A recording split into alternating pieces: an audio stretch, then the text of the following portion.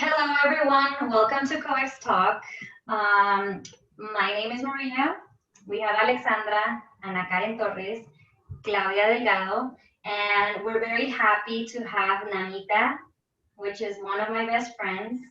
And she's going to talk about fostering pets and the process of it. So, Namita, can you tell us a little bit more about yourself? And Yeah, what do you do on a daily basis, and why are you interested and concerned about this topic? yeah, for sure. So I've studied architecture and I currently practice environmental building design, which is how we met, Maria. But I guess that's kind of Hi, Anso.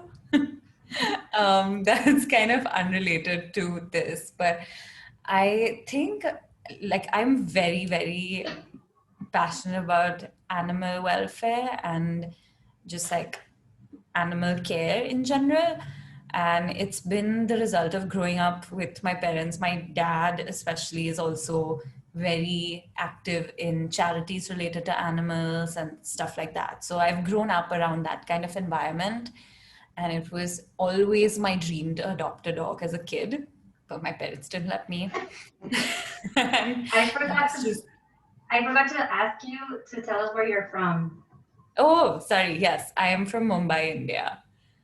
And I grew up there and I moved here for grad school. And now I'm working here. In San So, Francisco. yes, in San Francisco. Sorry. English has been everywhere. Yes, so Mumbai, Philadelphia, San Francisco. Yes. Um, yeah, so I guess that's my background. So I've really wanted to adopt a dog. And in India, you would have seen Maria, there are so many street dogs like everywhere. Like it's super, super common. And it's this one breed called the Indian pariah dog. And they basically live off like human garbage. Like there's so much like collected garbage that there's just like enough food for millions of street dogs. So I've grown up around them and they are just the sweetest and nicest dogs ever. Like any amount of affection you give them and they're just so happy. Like even if you just like pat them, their tails wag like so much. It's just so sweet. And even though they've been like maybe like they've had stones thrown at them by other humans who want them to get out of that area or just like beaten or whatever, it's so horrible the kind of things that happen, but they're still like so kind and so nice to humans who are nice to them. So Do you know a little bit about why is this such a big problem? Like, why are they not being? Is there like an so overpopulation of traditionally, them, or? it's definitely an overpopulation, and there's no way that this can be really controlled besides like spaying and neutering. So there are a lot of rescues and organizations that frequently go around spaying and neutering street dogs, but Mhm. there's only so much that they can control. And I don't think there's too much action from the government. Mhm. And I think at this point it's too late to do anything, to be able to do anything significant. So there are a lot of, yeah, I guess like spaying and neutering is the main thing that they can do. And since there's so much food available, like so much like garbage and all of that, that's how they thrive Mhm. because that's where they eat from like street vendors, trash, and all of that. It's like sad, but it's there. So yeah. Do you have any information? And we're also like super concerned about animals, and I feel like there's a lot of information out there being published on animals being almost extinct, but then there's not a lot of conversation Animals on in what? Sorry, could you there's repeat that?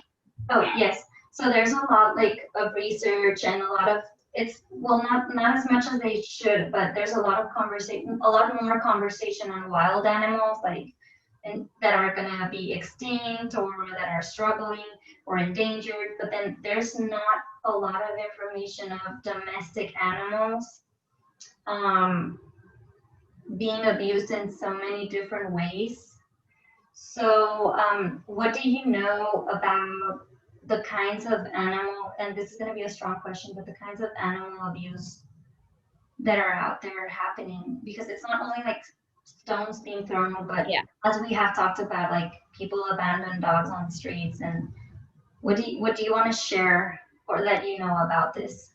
Yeah, I mean, you like I follow a lot of rescues on Instagram, Facebook, and all of that. And some of the cases they get are just so heartbreaking Mhm. because like we had a dog in Mumbai back in our building who was actually just like some taxi came and just like dropped four puppies and like sped away and literally like just left them in our building driveway. Mhm. And those like one of those puppies legs had been completely smashed under a car. Yeah. Oh And my God. it was so sad and so terrible. Oh yeah. But like it's just like countless ways of abuse that they go through and through no fault of their own, just because like humans don't care or don't think their lives are valuable enough. And so it's like so many things like we spoke about also about abandoning pets. Like Mhm. so many times people get pets, they don't realize what they're getting into, how much responsibility is there, or I guess like their lifestyle changes, they need to move, something like that. And then they kind of abandon the pets, like we've Mhm. spoken about. And I guess that's one of the biggest reasons Mhm. that there are so many pets available for rescuing in the US, Mhm. because you'll also find like just so many like purebred dogs up for adoption in rescues. And yeah, I guess that's one of the ways they land up there. What other animals do you typically find at pet shelters? So you find dogs and cats, and also I've seen over here like a lot of like lizards and like reptiles, Really? birds. Yeah, Lizards? We yeah. don't get those in here. Well, at least I've never seen anything other than a dog and a cat. But that's amazing. I've always wanted a lizard, but my mom is You, terrified of them. So your mom. I know in Texas there's a couple of places where they rescue pigs and like cows Yeah. Oh yeah, of and course. horses that were like Right. part of cattle, and then suddenly they break their legs, or they can't run, or they're too mm, old, and so they end up in abandoned too, and so they end Mhm. up in these shelters. Um, Yeah.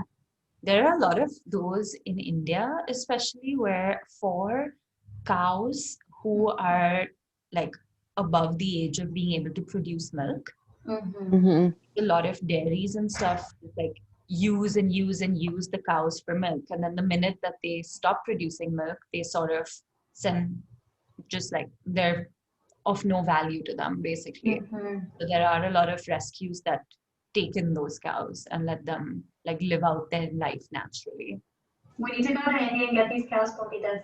yeah, that's what I was going to say. Can you send a couple to this like side of the world? Because I mean, I've been always like wanting cows and pigs and maybe a couple of chickens. So, and You that's guys essentially start a COEX farm. We yes. are. We It's our have to. dream. We're and going and to be starting to. and we're going to be adopting all of those older dogs that no one wants so they Nice. can actually live out their lives. Maybe Pompita's son doesn't know And about this specifically. actually cows and I think goat or sheep, I don't remember. They're really good for sustainable agricultural practices. They eat all the weeds. Yeah, So I we don't have know why they that don't. actually. Huh? Like we have that. So there's like a small hill across from us in San Francisco right now. Really? Yeah, and we bring goats there. Like in a Oh my gosh. like I've taken a picture, I'll send it to you guys later. And it's like the most sustainable form of like lawn mowing. Yeah. Because over here that brush can like start a fire, like you're seeing of the California wildfires. Yeah. Yes. So it's like the most effective way and natural way to get rid of that extra brush. We're gonna give them some work at our farm, but definitely Yeah. have them. We're gonna be Um, like changing them of placement so they can like work on it for us. yeah. and it doesn't matter how old they are.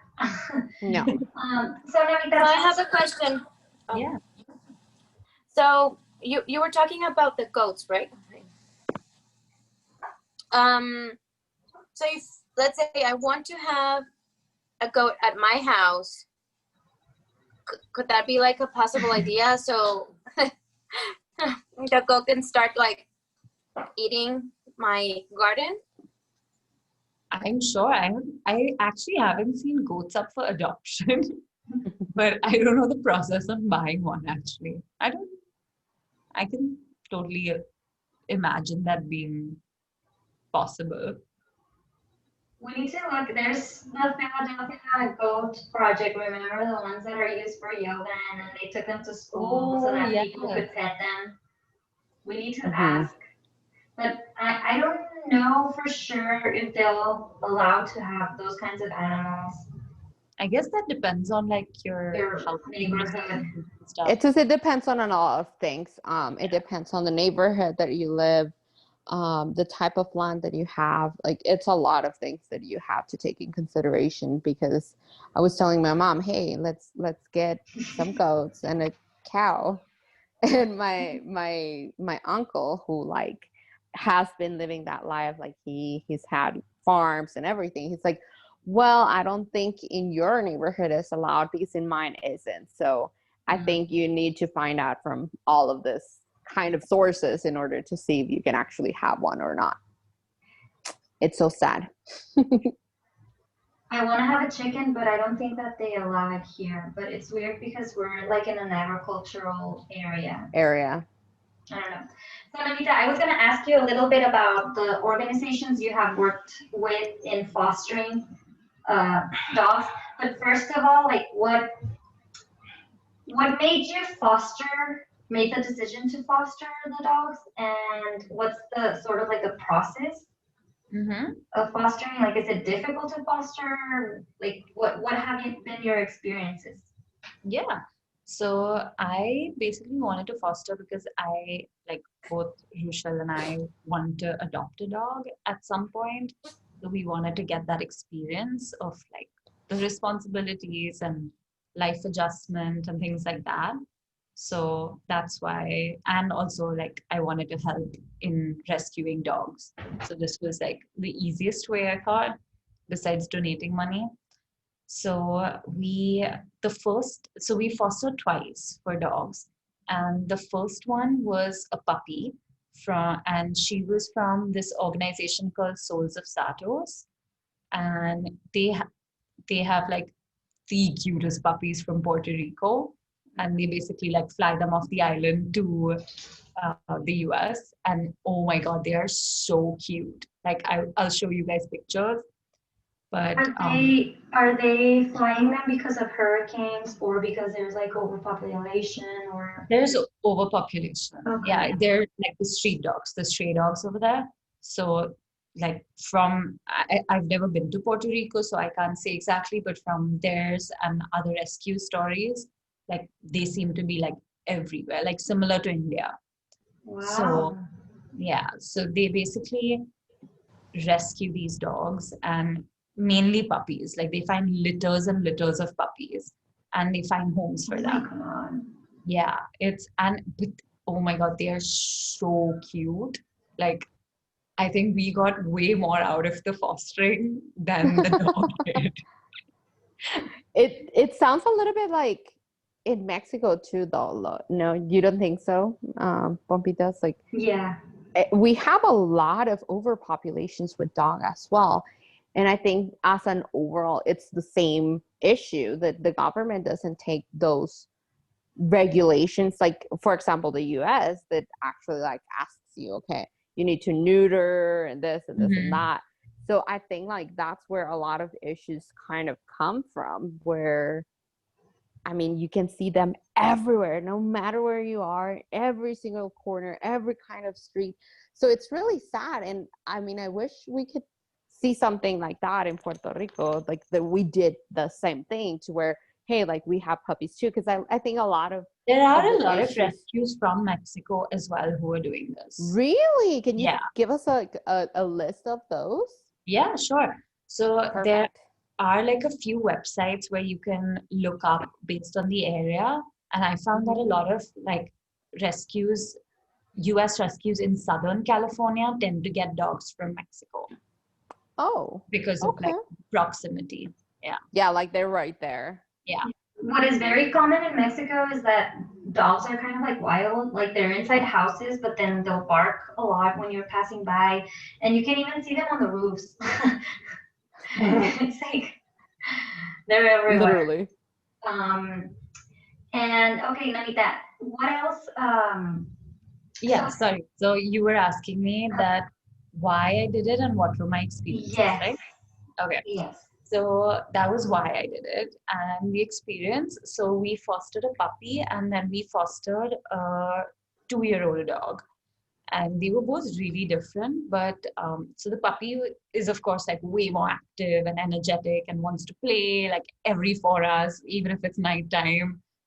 And so it was really nice. And the good thing about fostering with a rescue is basically they give you all the equipment that you need. So they give you the food, the crate, the leash, the harness, everything. And you just have to like take care of the dog and like take it on walks or like give it food on time and things like that.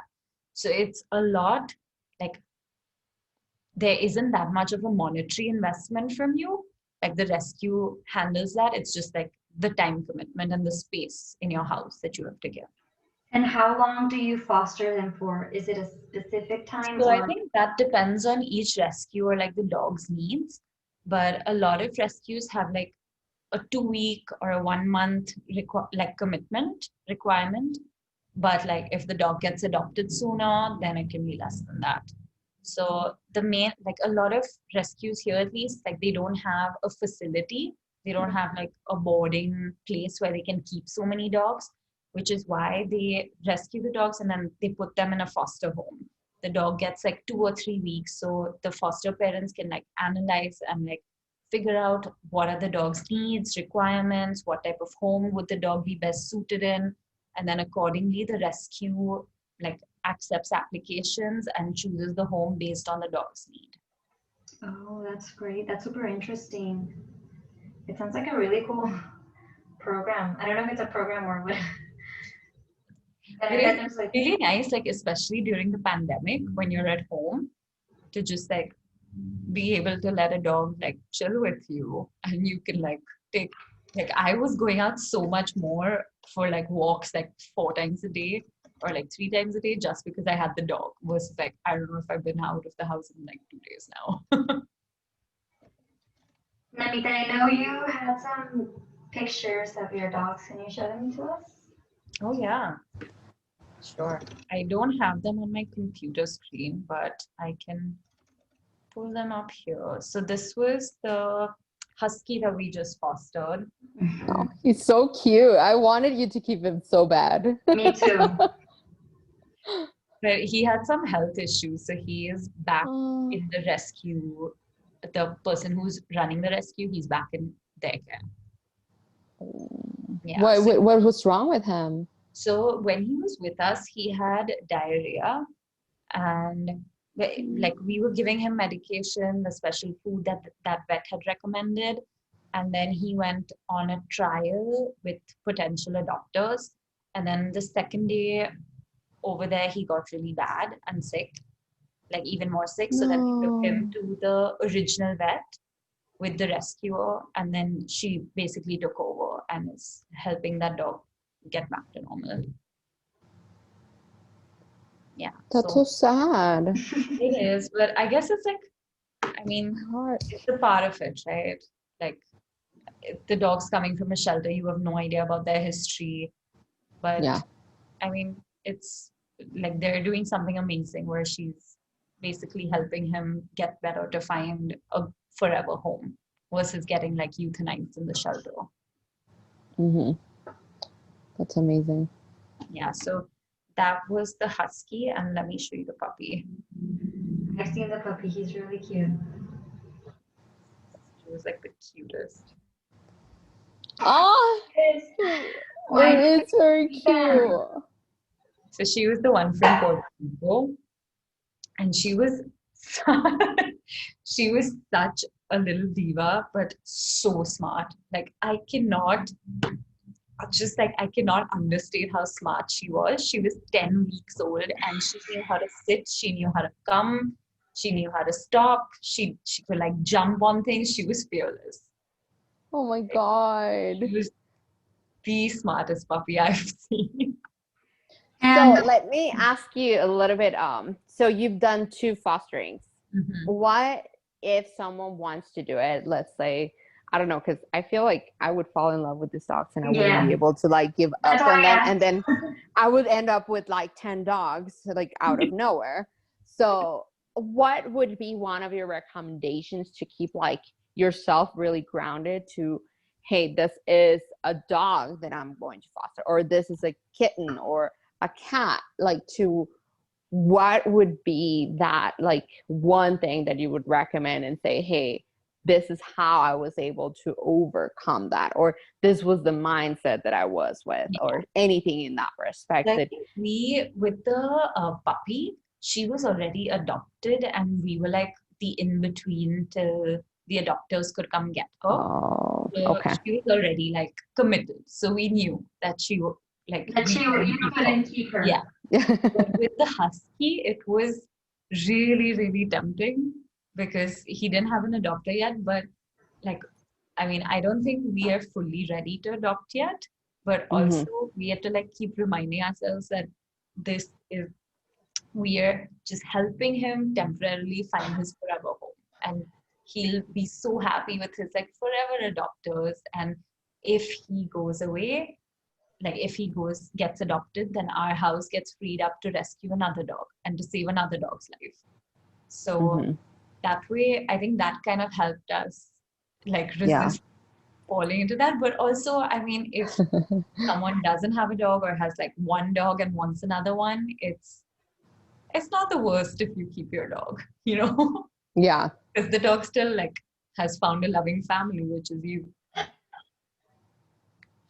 yeah but it still sounds very hard for me, but Yeah, I mean, you already have 2 dogs, so you're and they might seem little, but man, they're divas too, especially this one in here. He is a diva. She is a big diva. I she's don't think I could bring anyone else into the house. I wanted to adopt this beautiful one. It was another Chihuahua, obviously, because I always had Chihuahuas.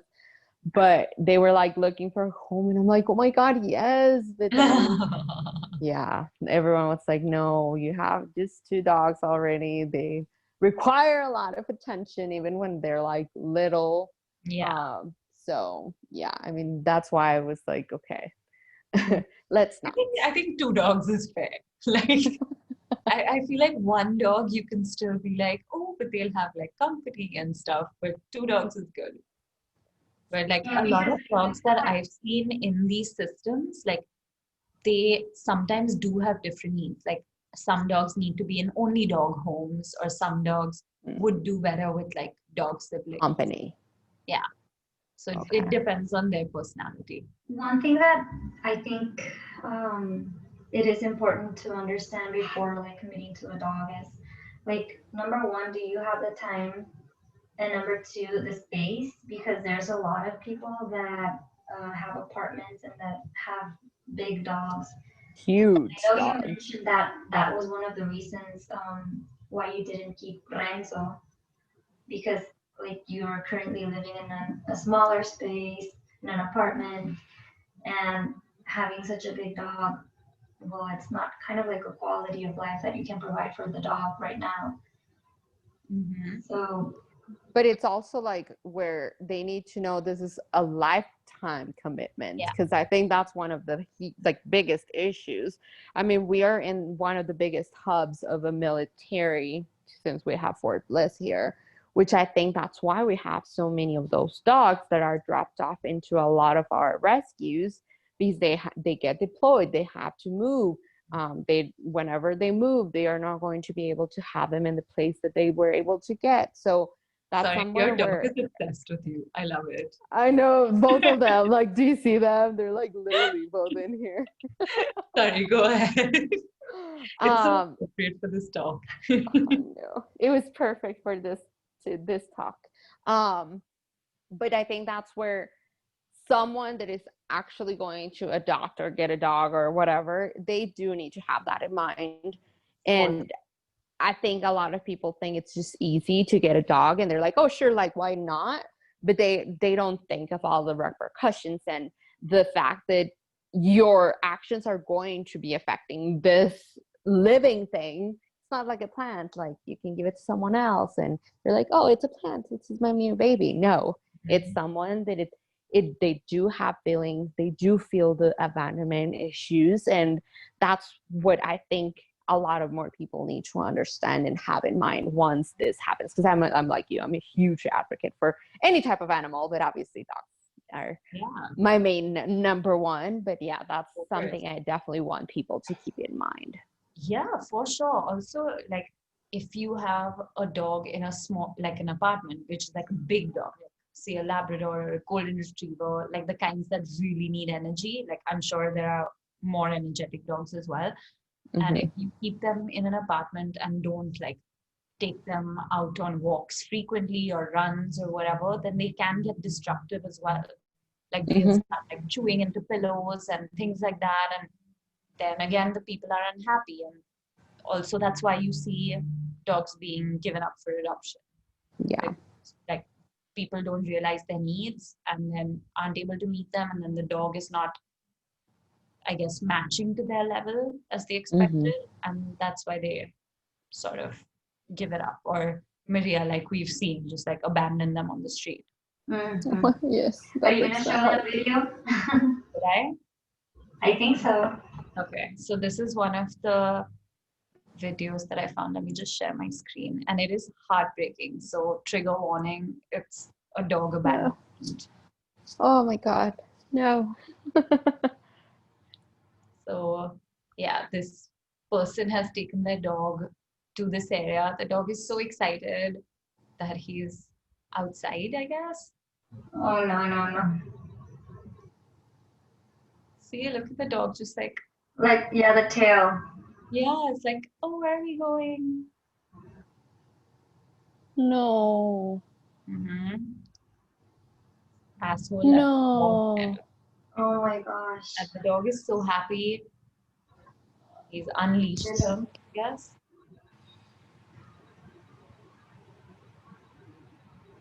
Oh my God, no. Oh no. No.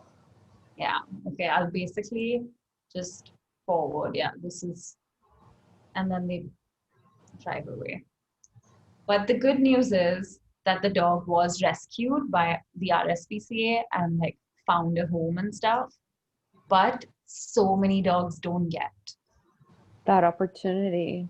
Exactly. So this was one of the sites I wanted to share, which is Pet Finder. And basically this is like all over the US and like probably like other parts of the world as well. And you can put in your location, find a dog, cat, other pets like rabbits, fish, birds and stuff. Oh, and barnyards. Yes. So if you do find a dog, you can like put in your radius, and these are all dogs up for adoption. You can select. I see a Chihuahua there. Yeah. Yes, that's what I was looking at. I was like, oh my God. You can like, even if you have a preference, like you want a pure breed, like let's say, Maria, let's do a Shih Tzu. A fluffy Shih Tzu. Yes. So see, look at all like available for adoption. Then come on, Pompitas, you have to like adopt one. I have to right now. I mean, even if you like want a husky, like look at the amount. There's a lot of huskies. Exactly. So why? It's like all of this, like so many dogs are just like purchased from like puppy mills and things like that, and then like people don't realize what they're getting into, or they fall on hard times and lose their house or lose their job or are not able to care for them. and that's why they give them up. So if anyone like ever wants an animal, just like Google the breed if you have a preference, and you will 100% be able to find it. Just like look at how cute these are. Oh There's my god, so many. eyes. I want them all. Look at There's it. so many. The theory of people adopting huskies because of Game of Thrones. I'm starting to believe it. No, they did. They did This buy is just page 1 of 3. Oh my gosh, there's so Hi. many huskies. So yeah, Oh my god. this was the This is rescue so that sad. I Well, the black one is so cute. right. Yeah. This is the one in Puerto Rico, Souls of Satos, where we got the first foster puppy from. Uh-huh. And Oh, look at those! Right. Oh. And all of these were adopted. I think they must have like rescued more than 1,000 dogs till now. Wow. Oh my god. And this was one of their dogs that they found. Uh-huh. And this story was covered by the Dodo as well, and like went viral. And this was when they found the dog. And he was like starving and skinny, and obviously like had been someone's pet because he had this collar. Yeah. And look Oh at my him god. now, Oh, he's so cute. right? Oh yes. So Oh, it's goodness. such a difference Super that cute. like rescuing can make. Like that was the dog then, and this is what like a love and care can do. Yeah. Oh my god. This makes me so sad but so happy at the same time. Like it's Because like there's good people out there doing things. Yes, yes. for Like sure. you, Namita. Yes. I've just like fostered 2 dogs till now. I have so much more to do. You're starting. That's what's important. I agree. I'll stop sharing. Well, I don't know if anyone else has questions for Namita. I think we were all like sad after that. I'm like, sad. Yeah. Let me show you all some pictures of puppies to make it better. No, it's normal to feel this way when you know they're innocent, and it's our responsibility. We domesticated them. And we put them in this position. Yes. Mhm. Like some of the stories and images that we see about puppy mills and just like female dogs just being forced like repeatedly to give birth to puppies Yeah. as well. It's just like so heartbreaking. Mm-hmm. Oh. It is. But I'm happy that they. Sorry to end on such a bummer. Yeah, no, it's good. I mean, we all need to hear this, and this is good information, and we need to talk about this more and raise more awareness. I agree. It's And important to talk about it. and it's so valuable to know this information, like that organization. I didn't know about that one. And I think it's just like there are 2, which is petfinder.com and adoptapet.com. Mhm. And these are based in the entire country. So you can even find pets in your local shelter through that. Mhm. And you can use their like filtering process if you want a puppy, middle-aged, whatever. Mhm. And it's very convenient that way. Yes, I'm gonna screenshot the organizations and share them with the post Mm-hmm. so that people can know and tag them if they have Instagram accounts. Yeah. Well, Namita, as usual, it was really amazing to have you here and to see you again. I miss you so much. But yeah, thank you for having me, and thank you for using your platform for good. As I usual. hope that there's a lot of people that see this and realize what's going on. Mm-hmm. Yes. And maybe later on you can like come back and tell us a little bit more about your actual like Or come back job. whenever you finally adopt one. That too. But tell us a little bit more about your environmental architecture portion of the job and everything, so we can learn a little bit more about that. There's a as lot well. to learn about that, for sure. Sure, I would love to. All right. Well, Thank bye, you girl. so much, Namita. So much, Thanks. Namita. We miss you. I miss you, and I hope we can do our trip soon. Yes, yes.